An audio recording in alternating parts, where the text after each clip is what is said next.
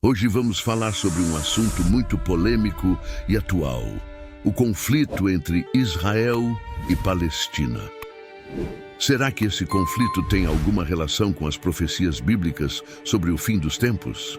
Será que estamos vivendo os últimos dias antes do juízo final? Vamos tentar responder a essas perguntas com base na Bíblia e em algumas fontes confiáveis. Antes de mais nada, é importante entender que o conflito entre Israel e Palestina tem uma origem muito antiga, que remonta aos tempos de Abraão, o patriarca dos judeus e dos árabes. Segundo a Bíblia, Abraão teve 2 filhos, Isaque com sua esposa Sara e Ismael com sua serva Agar. Deus prometeu a Abraão que sua descendência seria numerosa e abençoada, mas também disse que Isaque seria o filho da promessa, por meio do qual se estabeleceria a aliança eterna. Por causa de um conflito entre Sara e Agar, Abraão expulsou Agar e Ismael para o deserto, mas Deus também cuidou deles e prometeu que Ismael seria o pai de uma grande nação. Os judeus descendem de Isaque e os árabes de Ismael. Ambos reivindicam a terra de Canaã, onde Abraão habitou, como sua herança divina.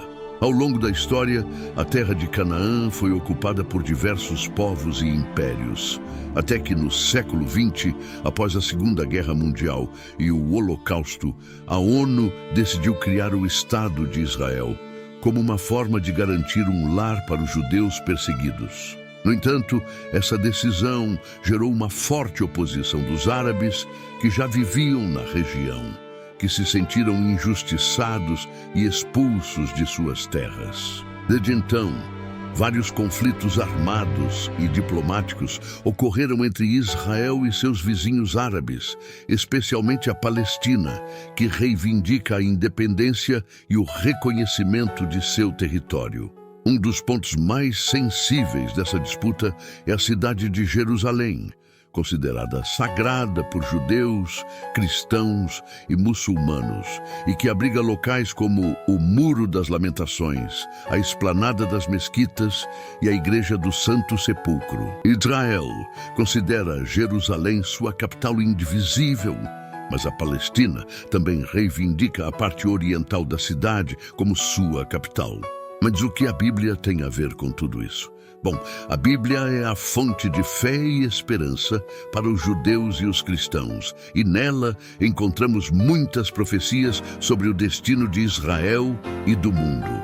Alguns estudiosos e líderes religiosos interpretam essas profecias como se elas estivessem se cumprindo nos dias de hoje, e associam os acontecimentos no Oriente Médio com os sinais do fim dos tempos. Por exemplo, alguns citam o livro do profeta Ezequiel, que fala sobre uma guerra futura entre Israel e uma coalizão de nações liderada por Gog, príncipe de Magog. Essa guerra seria o prelúdio do Armagedom, a batalha final entre o bem e o mal, que precederia a volta de Jesus Cristo e o estabelecimento do seu reino milenar.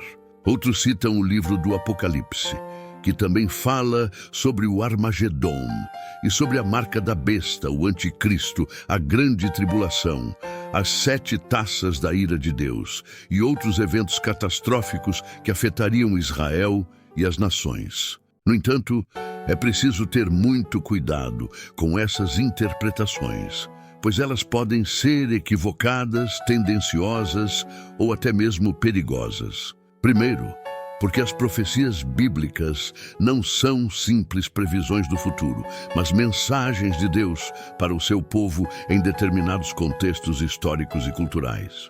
Elas têm um propósito específico, que é alertar, consolar, exortar ou instruir os destinatários originais, e não necessariamente se aplicam a outras épocas ou situações. Segundo, porque as profecias bíblicas usam uma linguagem simbólica, figurada e poética, que não deve ser interpretada literalmente, mas de acordo com o gênero literário, o estilo do autor e a intenção do texto. Terceiro, porque as profecias bíblicas não são um quebra-cabeça que precisa ser montado com base em especulações, cálculos ou coincidências, mas uma revelação de Deus que precisa ser compreendida com base na fé, na razão e na tradição. Portanto, não podemos afirmar com certeza que o conflito entre Israel e Palestina seja o cumprimento de alguma profecia bíblica sobre o fim dos tempos. O que podemos fazer é orar pela paz na região, pelo fim da violência, pela justiça e pela reconciliação entre os povos. Também podemos nos informar melhor sobre a história, a política e a cultura do Oriente Médio, sem nos deixar levar por preconceitos, fanatismos ou ideologias. E, acima de tudo, podemos nos preparar para a vinda de Jesus Cristo, que é a nossa verdadeira esperança e que não depende de datas, sinais ou guerras, mas da graça e da misericórdia de Deus. Mas como os cristãos devem se posicionar diante das questões políticas e humanitárias envolvendo Israel e Palestina? Essa não é uma pergunta fácil de responder, pois existem diferentes visões e opiniões sobre o assunto. Alguns cristãos apoiam incondicionalmente Israel, por acreditarem que ele é o povo escolhido de Deus e que tem direito à terra prometida. Outros cristãos defendem a causa palestina, por considerarem que eles são as vítimas da opressão e da violação dos direitos humanos. Há ainda aqueles que tentam manter uma postura equilibrada e imparcial, buscando compreender os dois lados e promover o diálogo e a paz. Não há uma resposta única ou definitiva para essa questão, mas podemos sugerir alguns princípios bíblicos que podem nos orientar na nossa reflexão e ação. O primeiro princípio é o amor a Deus e ao próximo, que resume toda a lei e os profetas. Jesus nos ensinou que devemos amar a Deus de todo o nosso coração, alma, mente e força, e ao próximo como a nós mesmos. Esse amor não faz distinção de raça, religião, nacionalidade ou política, mas se estende a todos, inclusive aos nossos inimigos. Esse amor nos leva a buscar a vontade de Deus, a respeitar a dignidade humana, a praticar a justiça, a misericórdia e a paz. O segundo princípio é o reconhecimento de que Deus é soberano sobre a história e o futuro. Deus tem um plano para Israel e para as nações, mas esse plano não depende da nossa intervenção ou manipulação. Deus é o juiz de toda a terra, e Ele fará o que é certo no seu tempo e do seu modo.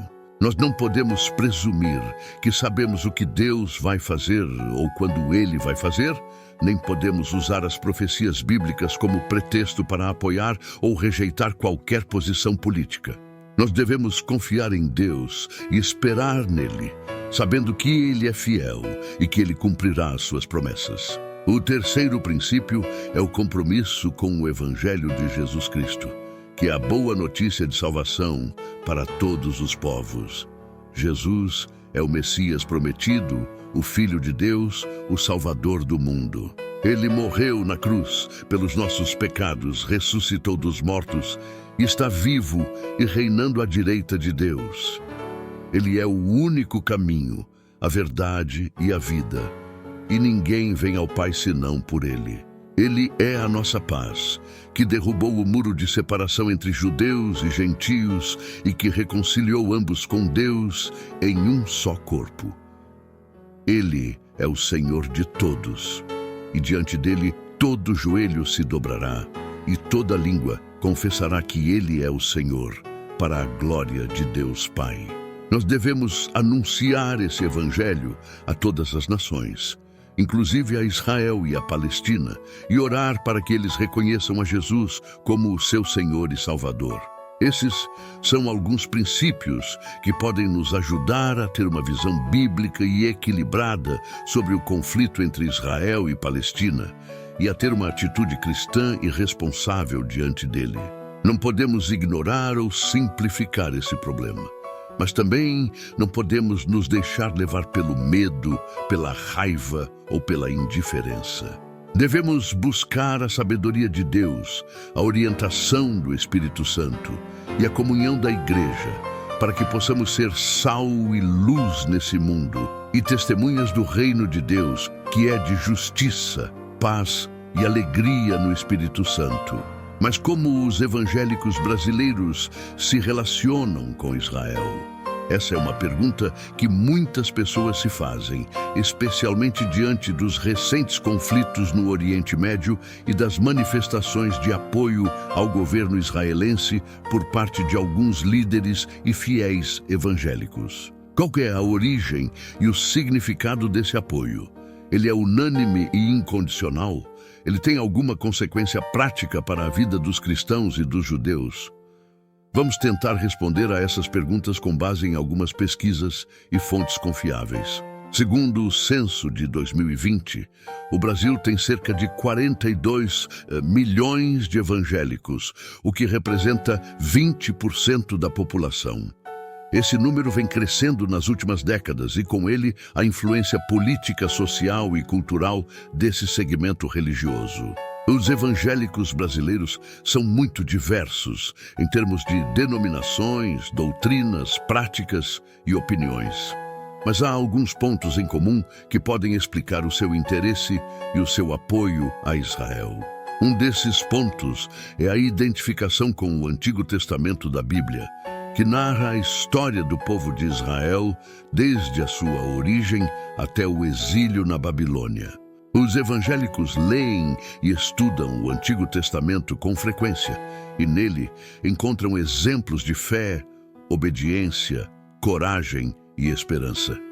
Eles também se inspiram nas promessas de Deus feitas a Abraão, Isaque e Jacó, e nas profecias de restauração e salvação de Israel. Eles reconhecem que Jesus era judeu e que o cristianismo surgiu a partir do judaísmo. Eles respeitam e admiram a cultura, a tradição e a religião judaicas e se sentem ligados a elas de alguma forma. Outro ponto é a influência do dispensacionalismo, uma corrente teológica que surgiu nos Estados Unidos no século XIX e que se difundiu no Brasil por meio de missões protestantes, escolas bíblicas e literatura evangélica. O dispensacionalismo divide a história da humanidade em 7 períodos ou dispensações, cada um com um propósito e um plano de Deus. A última dispensação seria a do reino milenar de Cristo, que aconteceria após o arrebatamento da igreja, a grande tribulação, o Armagedon e a segunda vinda de Jesus. Para os dispensacionalistas, Israel tem um papel fundamental nesse cenário escatológico, pois seria o palco dos principais eventos proféticos e o destino final dos judeus convertidos. Por isso, eles defendem que Israel é o povo escolhido de Deus, que tem direito à terra prometida e que deve ser apoiado e abençoado pelos cristãos. Um terceiro ponto é a influência do sionismo cristão, um movimento político-religioso que surgiu na Europa no século XIX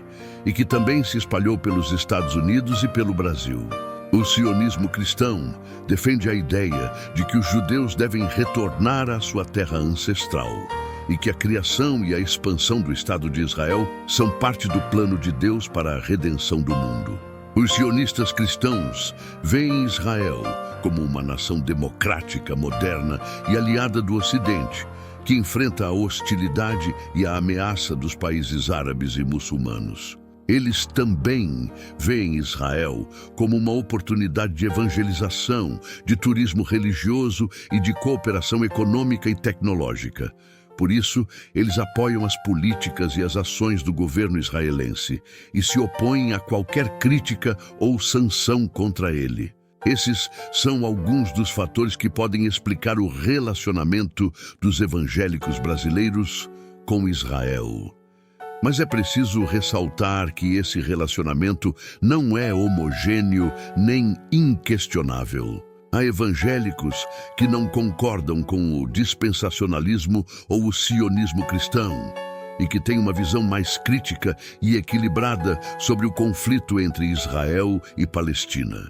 Há evangélicos que se preocupam com a situação dos cristãos palestinos, que sofrem com a violência, a discriminação e a falta de direitos. Há evangélicos que defendem uma solução pacífica e justa para o problema, que respeite a soberania, a segurança e a dignidade de ambos os povos. Há evangélicos que oram pela paz em Jerusalém, mas também pela paz em Gaza, na Cisjordânia, no Líbano, na Síria, no Iraque, no Irã e em todos os lugares onde há guerra e sofrimento.